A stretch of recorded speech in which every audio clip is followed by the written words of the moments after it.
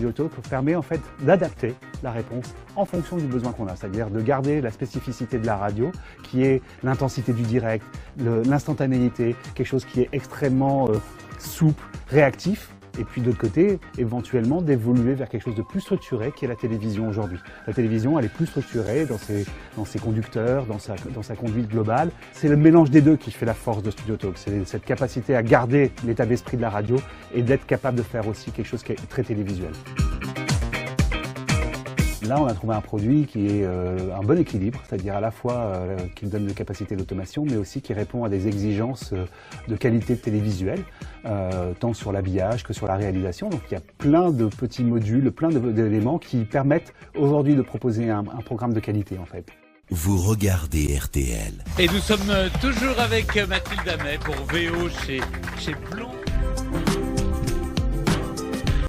C'est une interface qui permet de gérer donc toutes les caméras d'un studio, les mettre en ligne, de choisir la caméra qu'on veut, de choisir ce qu'on doit mettre aussi sur les écrans, d'habiller tout le studio et surtout ça peut se gérer automatiquement. Alors, en fait, il y a un truc qui est vraiment excellent, c'est que c'est synchronisé avec l'audio. En fait, la table de mixage envoie un jingle et on va avoir le synthé de la rubrique qui va apparaître et les écrans et l'habillage qui va se synchroniser complètement avec l'audio. Alors moi personnellement je suis plus sur le manuel, tout simplement parce qu'on a une émission qui bouge beaucoup et qu'il arrive que parfois on change des caméras, en fait on prenne des caméras à l'extérieur ou carrément faire rentrer du flux externe, mais après l'automatique marche très bien. Donc on va pouvoir avoir une émission vraiment parfaitement réalisée, c'est génial. C'est ce côté progressif et adaptable qui nous a plu chez Studio Talk, puisqu'on peut décliner entre quelque chose de très automatique et quelque chose de très manuel assez facilement.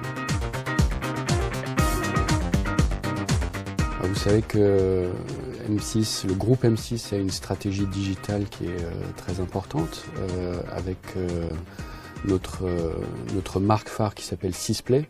Sisplay sur laquelle se déclinent toutes les antennes télévision et leur déclinaison digitale.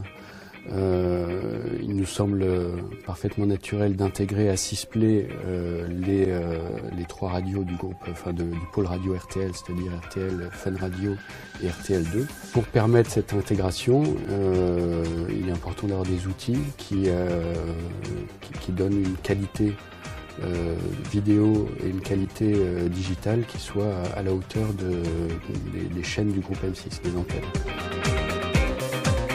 On a fait une phase de test avec le studio de Fun qui nous a permis en fait de bien délimiter tous les paramètres, de voir un peu toutes les progressions, toutes les étapes dans lesquelles on pouvait progresser, ce qui nous a permis aussi de convaincre le fait qu'on puisse déployer l'ensemble de la solution sur tous les studios. Donc c'est un peu dans cet esprit-là qu'on a progressé.